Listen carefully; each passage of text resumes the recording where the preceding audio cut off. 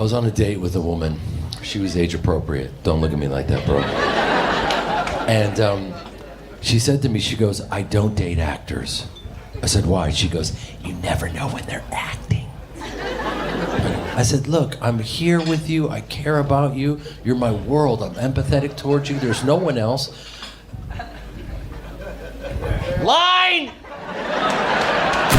Welcome to Something Crunchy, the Valley's #1 comedy entertainment podcast.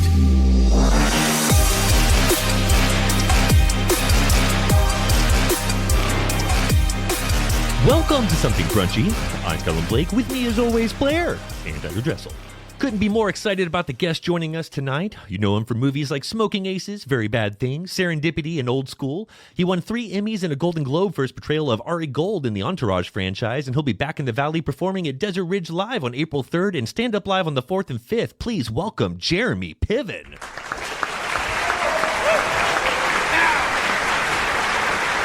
Is that real applause? That is real applause. Thank you for joining us. It's a privilege. How are you, sir? Good. How are you? Good. Thank you. How's the tour going? Fantastic. I was just in Cleveland.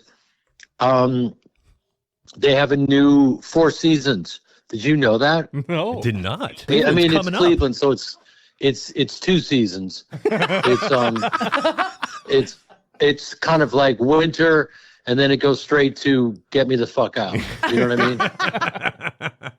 That's kind of what they say about Phoenix with the heat. You're coming just before the miserable temperatures come. You'll still be in double digits. Excited to have you back in the desert. Desert Ridge Improv, April 3rd, Stand Up Live the rest of the weekend. Tickets are available for both venues at jeremy-piven.com. What do you like to do when you're in Phoenix? Any favorite restaurants or places to sweat around here?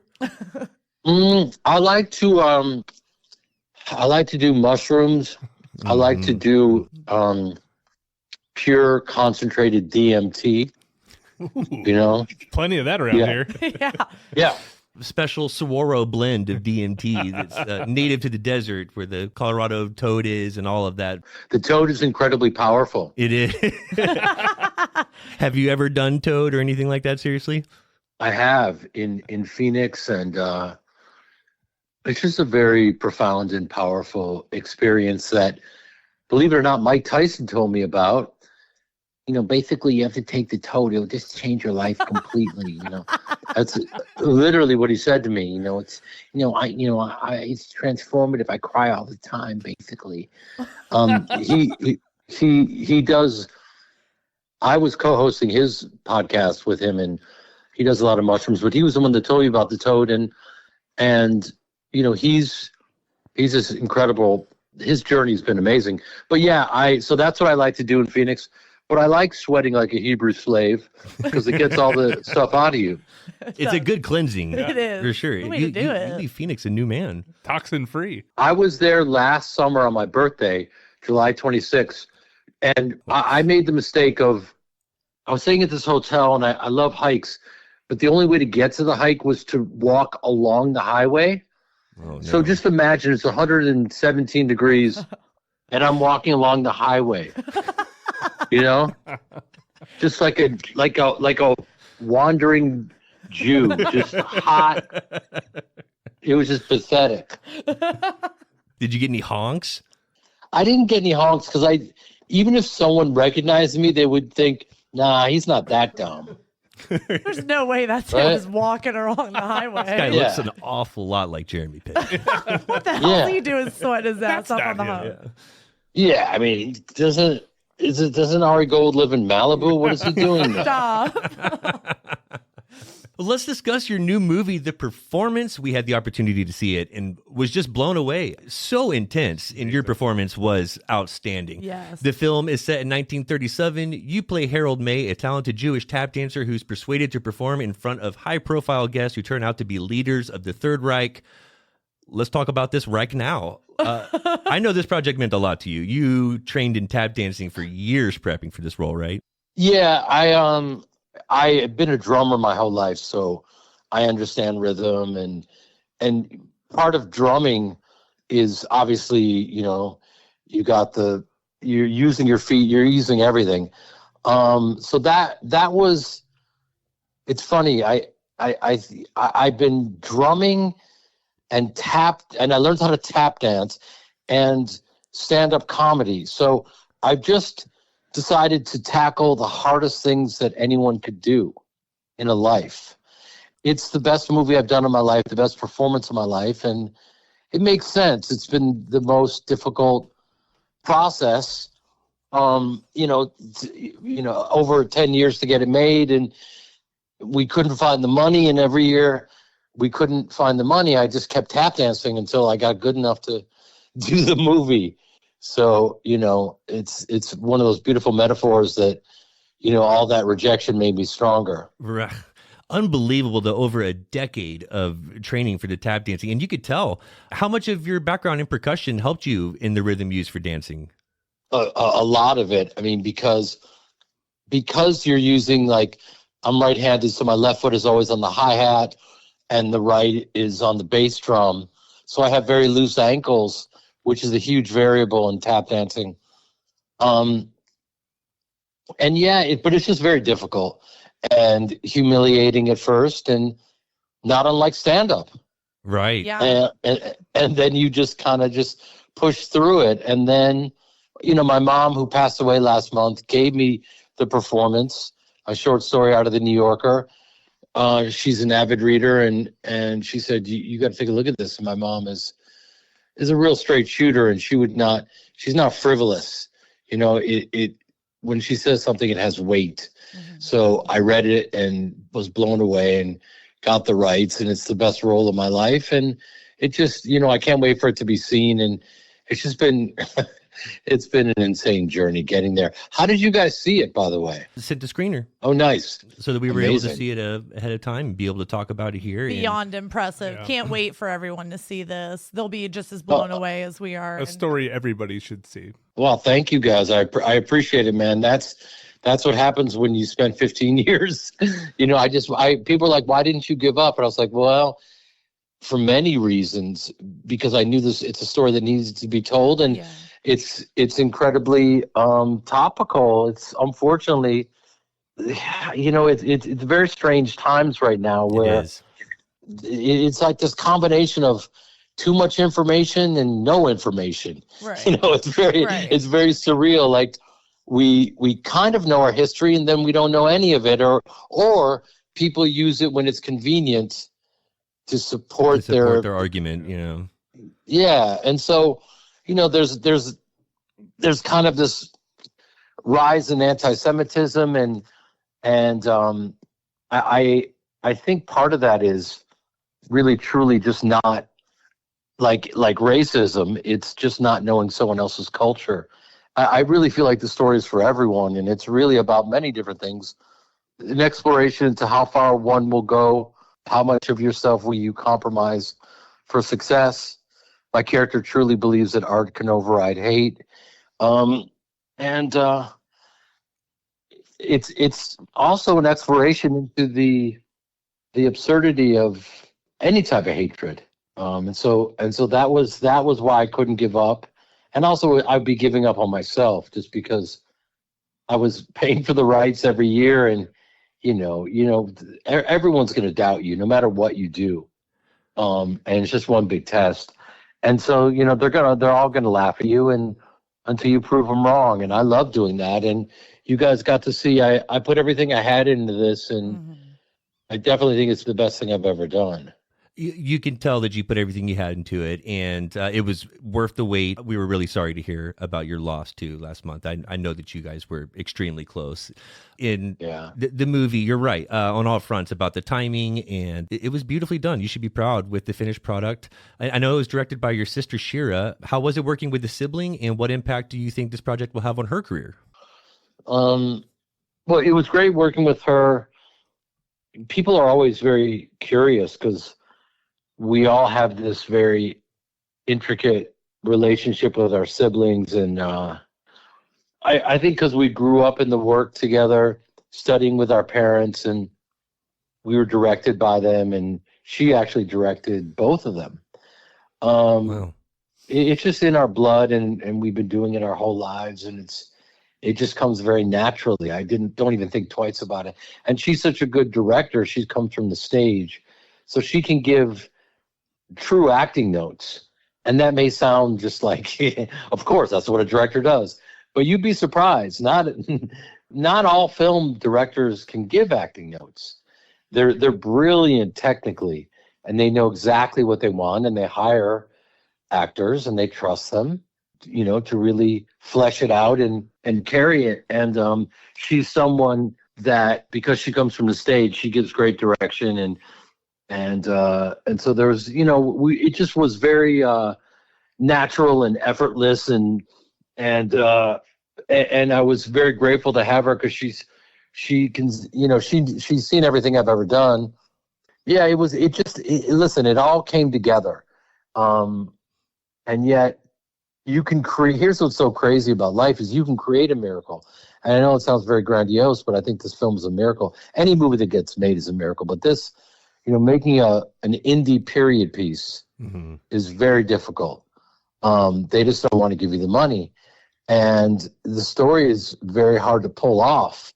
And there we are in Slovakia, the story is set in 1937. And I have to learn all the tap numbers, and I don't know if I can do it. And then I break 8 ribs getting beaten by the Nazis. And it just all, we were messing with some dangerous dark forces. Anyone that puts on those Nazi uniforms, it was all, you saw my performance. It was, all I had to do was show up. It was just so heavy. I mean, the givens of the script, that was brilliant. You just play those things.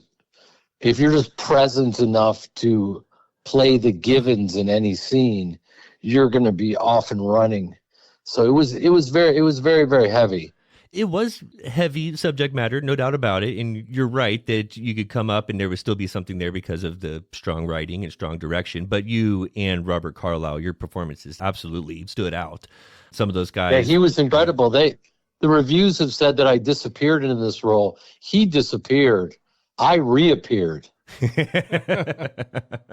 you like working with him? He's flat out genius. And I built this little niche for myself where, they would throw me 4-page monologues, and, it's our job to make them look improvisational. We're actors. So they go, oh, God, who can do this? So we'll give it to this guy. So, but in this role, whether you know it or not, I mean, I'm the lead and I'm in everything, but I don't have massive amounts of dialogue, and I get to play off. I mean, Robert Carlyle, one of the best actors on the planet, and he was just a flat out genius in it. So it was an honor just to kind of bounce off him, and I'm just something I'm really proud of. Such a good opportunity, and I'm glad that you got to work with him and you got to work with your sibling. That's so cool. I do work with a sibling, and it has its challenges, but hard to complain about her when she's sitting right there. Look at her. Yeah, but this is, you get to work with her in this fun format where it's just improvisational, and you get to be curious and kick it back and forth. Like, imagine if you guys were doing 12, 14-hour days where the subject matter it's a bit more intense. We have an easier time of it being able to shoot the shit with comedians, and like you said, just kind of improvise, be curious. Who's your well, do you guys all do stand-up? No. Blake has done stand-up. I've done stand-up and a lot of writing, but no, we've focused on the podcast now for over 5 years. Our comedy comes on the podcast pretty much. Yeah. When is that going to kick in? Any day now. Be honest, who was your favorite person to interview? In 5 years of doing it, I mean, that's tough. We've had some awesome interviews, and spent a lot of time with a lot of the guests that we've had on too. And it's like picking your favorite kid. It's really tough. It's too hard because everyone's special in their own way. We've talked with writers, actors, comedians. Well, because I think like guys like Pete Holmes are pretty fascinating. Yeah, Pete Holmes is awesome. The way his mind works, and he has these sayings that like kind of everyone resonates with, and it's very philosophical, kind of just how he operates. You've thought about it, but you've never said it out loud. Exactly. And he does it for you. Yeah, and he's a very talented guy. TJ Miller's kind of like that too for me. He's the voice in the back of my mind. Yeah, TJ's it's so fun to watch him do stand up because he's so authentic, and speaking of Phoenix, and by the way, I'm going to try to make it to Sedona. Speaking of spiritual vortex. Yeah, get on a vortex. Yeah, man. Have you guys been out there? Yeah. Oh, yeah. Yeah. Do you go out there to hike, to do mushrooms? Oh, all of the smoke the above. toad? All of the above. Yeah, you got to get out there for some toad Been every once looking in a to while. do like a little ayahuasca journey out there, but I haven't gotten to it yet. Have you crossed that line yet? You know what? I've only done the toad and mushrooms. I did a great deal of pure Bolivian cocaine with Hunter Thompson. Wow. That is an experience. Yeah. Mm-hmm. Yeah, I've never really told this story, but I was in a theater company with John Cusack. We started studying with my parents when we were 8 years old at the Piven Theater, and we did about 9 movies together and had a theater company and blah, blah, blah. And we had to get the rights to Fear and Loathing in Las Vegas, so we went to Woody Creek to visit Hunter, and the first thing he did was make us steal a car. And he's exactly the way you think he would be. He's the smartest guy in the room. Just an absolute savage. His daily routines that have been documented are real, and it's hard to keep up with him. And I just remember doing so much cocaine I forgot how to swallow. It was very awkward. And then when we were just peaking on everything, he said, all right, I'll give you the rights if you can read this flawlessly. And he handed us this monologue that had no punctuation. And it was this massive, massive monologue, which I love jumping into those, but I unfortunately was biting my own head off at that point. I think my eyes were bleeding, and I was barking. I was grinding. It was like a lot of grinding and Of course. and wailing and gnashing of teeth. I was useless. So my buddy, who's a brilliant writer and director, Steve Pink, Steve grabbed it and just kind of launched into the, we were somewhere around Barcelona when the drugs began to take hold. I remember saying something like, and he just, and bless him, he was well versed in that world. I couldn't quite handle it. That's pressure too, with the cocaine. And performing for him while peaking. And for some reason, he stored all of his cocaine in a hockey puck. So anytime that hockey puck came out, I was like, oh, God, I can't do anymore. We got the rights, and then so we did the American, or the actual, the premiere of Fear and Loathing in Las Vegas. We did it on stage, and his fiance at the time filmed, a lot of the performances. And then I look up, and it's like, oh, shit. Benizio's playing my role, and Cusack's role was taken by Johnny Depp, and you know what I mean? And that's just the way it goes. I thought we were kind of on our way to making the movie, and it's all part of it. And those guys were brilliant. And, maybe, they watched some of our, stuff. And I remember my mom, the only time my mom ever walked out on me in a play, because she's been not only my acting teacher and director and all that stuff, but a great supporter of mine. But she walked out. I was playing the Samoan attorney in Fear and Loathing, the role that Benicio played. And at one point, my character is peaking on 5 sheets of high-powered blotter acid, and I'm screaming for Hunter to throw the radio into the bathtub with me to electrocute me so I could get higher. And I'm totally naked on stage with a buck knife. It was the last performance that my mom walked out on. And I said, Mom, why'd you walk out? And she said, watching you do that last performance was like watching someone trying to uncork an uncorked bottle. She was like, you'd already lost your mind, because I wasn't supposed to get naked until the bathtub scene. I think I got naked in the second scene. You know what I mean? Like, yeah. it was just too much. She was like, I'm out. You could tell you spent some time with Hunter. You do a really good impression of him. Sounds just like him. Well, he's got a very specific cadence. Yeah. He does. Mm-hmm. So you and Cusack were supposed to be in the film that Or eventually... this was a live performance. Yeah, we did. We performed it live on stage in Chicago. And listen, man, nothing is ever promised to any of us ever. And, expectations, they're tricky. And in fact, that was the last book that I gave my mom was The Four Agreements. I don't know if you guys know that book. No. It's an amazing book. The Four Agreements. Yeah, The Four Agreements it's a great book. And certain things that you need to kind of stay away from in this life, which is comparing yourself to others, and expectations can be a killer. And the power of your word, being honest, I had the expectation that I was going to be in Fear and Loathing, but no one, that doesn't mean anything. Was there any role that was the opposite of that you were surprised that you got? When people ask me about the performance, when I do Q&As, and I love doing Q&As for that film, they say, like, after all that time, why didn't you give up? And, why'd you do this film? And it's like, the reality is no one would cast me as that role. If that film was being made, the breakdown would be, on paper, they would never think of me for that role. And after you see that, it's our job as actors for you then to think, wow, I can't see anyone else playing that. You know what I mean? Right. And yet no one would cast me in that. So you've got to make your own opportunities in this life.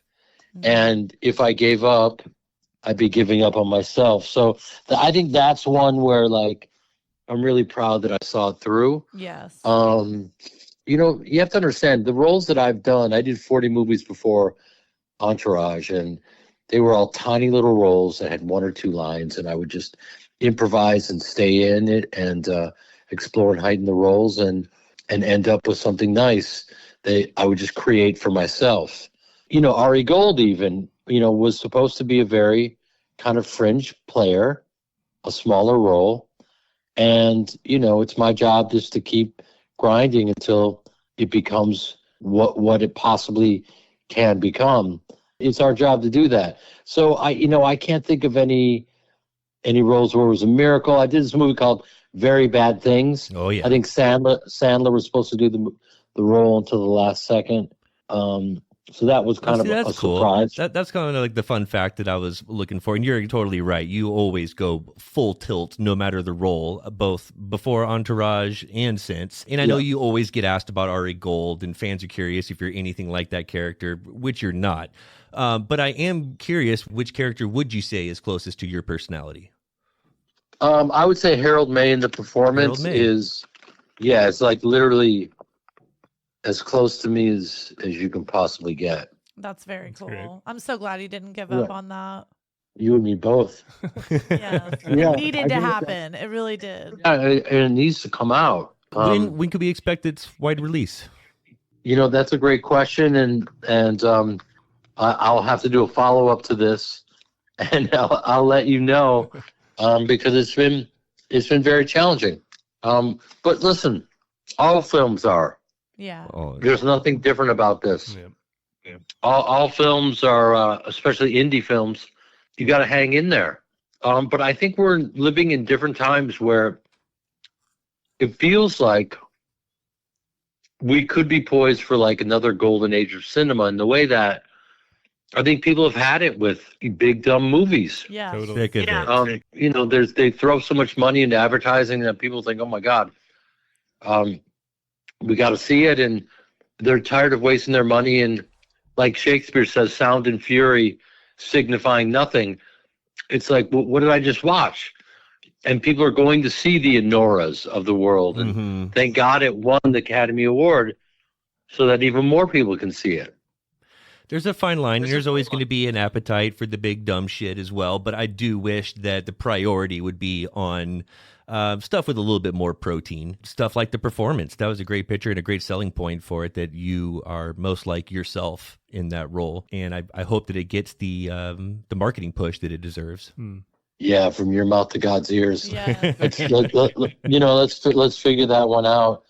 I was on the short list for the Oscars this year, and I'd never, produced a film before, believe it or not. And I learned the hard way. I'm not saying anything that they haven't already said. Like, as perfect and brilliant as Honora is, they needed, I think they came out and said 18 million for their Oscar campaign. And we had $11, so it couldn't really compare. Yeah. Can't really compare. It'll be interesting for you guys to see my stand-up as well, because all roads for me lead to stand-up. I started on stage doing I've been improvising since I was a child on stage and doing sketch comedy, and then my first job out of college was Second City in the 90s with Chris Farley. And I've been writing on my feed and trying to get my jokes in. And so all roads lead to stand-up. And, you asked, what role are you most like? I think the great thing about stand-up is it's me. It's you up there. As you guys know, it's your point of view. Your truth. You're up there alone. Yeah, and I love that. And so, come out and see me. I'll be there, not this weekend, following weekend. The following week, we yes. can't wait. We'll be there. We'll be there for the Thursday show, the one at Desert Ridge. Sure. And looking forward to having you in town. Before we let you go, I know that there's always rumors every now and then flaring up, but hits are hard to come by, and that's why they're remaking, rebooting, and recycling everything that's had success. Why HBO hasn't approached you about an Ari Gold spinoff is a complete misstep. But is there any truth behind any reboots that may be happening soon?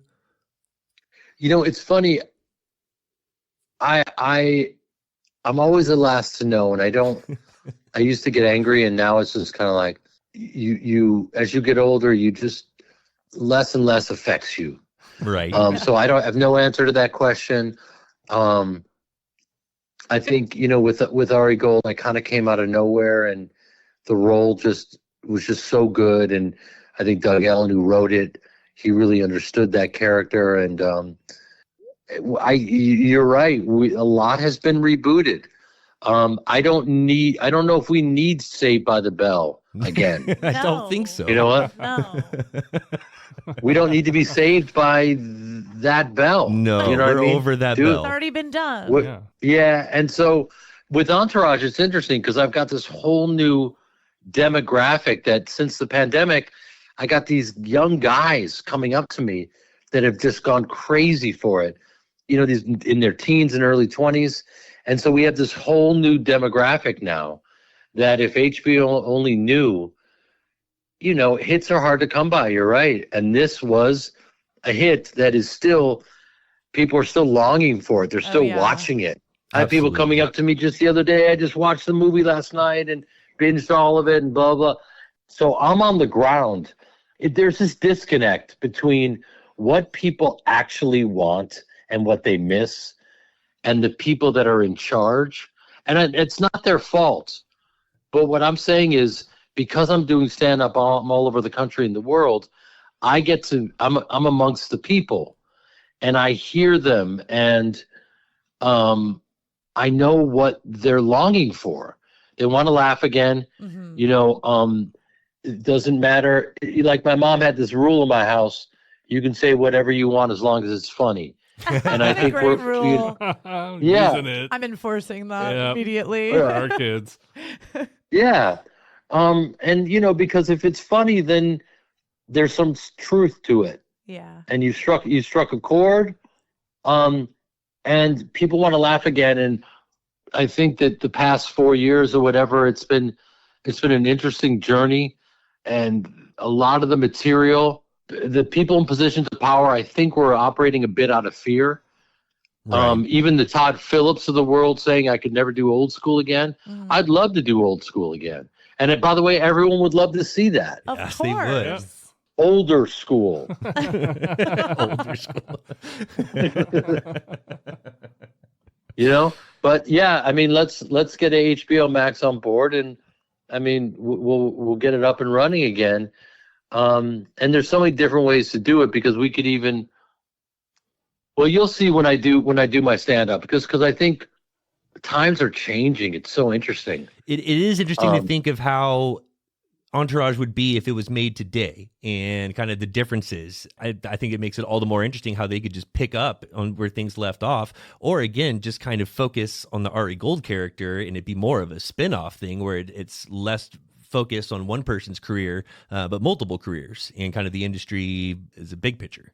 Yeah, and there's so many different ways to play it, because Ari Emanuel has now bought AMG, so he kind of is in the sports game, and he also purchased the UFC and WWE, and Oh wow! so I didn't know that. you know, we were always very authentic, and so you might as well kind of like explore and heighten that truth. So there's a bunch of different ways to go. Over the past 4 years, Lloyd could have been Ari's politically correct consultant to help him navigate. Maybe Ari went too far and offended some people, so they have to pull him out of retirement. I don't know. There's so many routes that could go, but give the people what they want. 10 more seasons of Ari Come minimum. on. That's so true. You could watch Ari yelling at Lloyd all day long. Yeah. And now with Ari Emanuel owning the UFC, Trump is showing up all the time to the UFC. There's so many different ways to approach the climate now and what we've been through, and do it in a funny way, because people, that's why one of the main reasons stand-up is blowing up. They want someone to help to make sense of all this. Right. Yeah. That's and true. laugh about it. Well, it was certainly such a success because you brought that authenticity to the character. No one could have played it better than you did. And I'm excited that you would be welcoming to the call and the opportunity. I mean, everyone loves that character, and it resonates because you did it with so much heart. You made Ari dynamic, authentic, and not just volcanic. But enough chugging on your dong. Volcanic. I love it. Yeah. And believe me, I didn't think about this while I was doing it, but because I went all in every single take, and I loved it, and it was incredible. But it was also exhausting in the best possible way, because I would leave it all out there. I can imagine. Yeah, it was really fun, and I get to explore a little bit of it on stage when you guys come on, next week.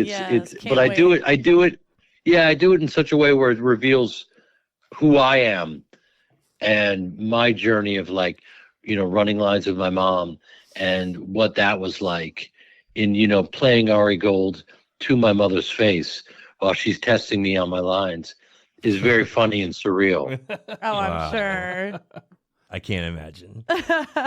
I'll see you guys very soon. Thank you for your time. Yes, Thank looking you forward to so having you in much. town. Be sure to follow Jeremy on X and IG at Jeremy Piven. Come see him live at Desert Ridge Improv Thursday, April 3rd, and stand up live on the 4th and 5th. Tickets are available at jeremy-piven.com. Jeremy, you are one of our favorite actors. We've really been excited for this for a long time. Cannot thank you enough for making the time for us. Thank you for getting crunchy with me, everybody. Thank, Thank you you. so much. Thanks, Have a good Jeremy. one. Hey, Jeremy. Lloyd! Thanks, Jeremy. See you next week. Yeah. What a guy. He even gave us a Lloyd. Gave us a Lloyd. Such a people pleaser. We wouldn't that ask Jeremy for it, but Piven. we will He definitely knows. take it. He knows what the people want, You know- okay? Yeah. He knows we want it. I love hearing him talk about that new movie. He's done so much shit. He's worked with so many people. We could have spent 10 hours on the phone with Jeremy Piven. We could have taken one of these roles. Tyler could have done an hour and a half just on Very Bad Things and not moved on from anything from that. Or PCU. His filmography is outstanding. The people he's worked with is insane. The guy, I'm sure, has stories for days. But it was really cool to hear him talk about that role. This project. Working in with his particular.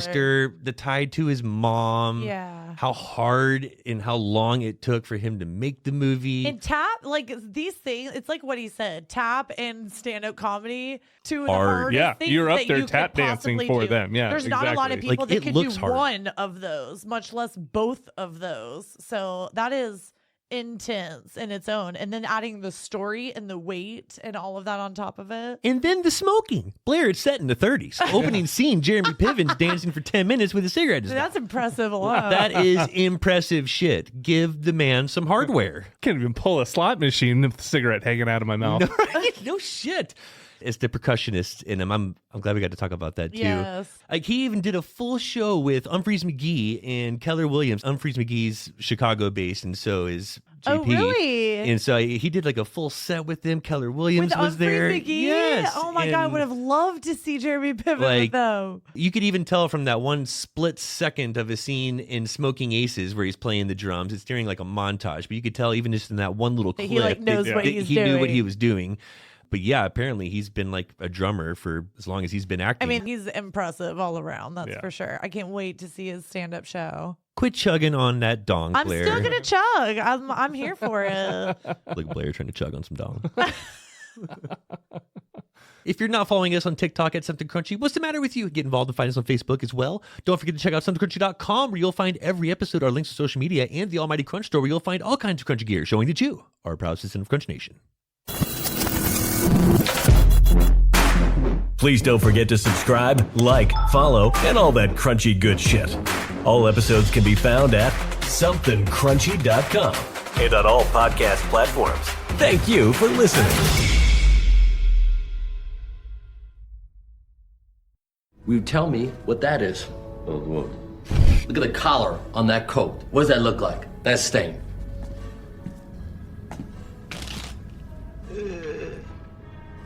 I don't know. Cinnamon roll. The cinnamon roll. The cinnamon, the roll of the cinnamon. That looks like jizz. Yeah. Eastern European jizz.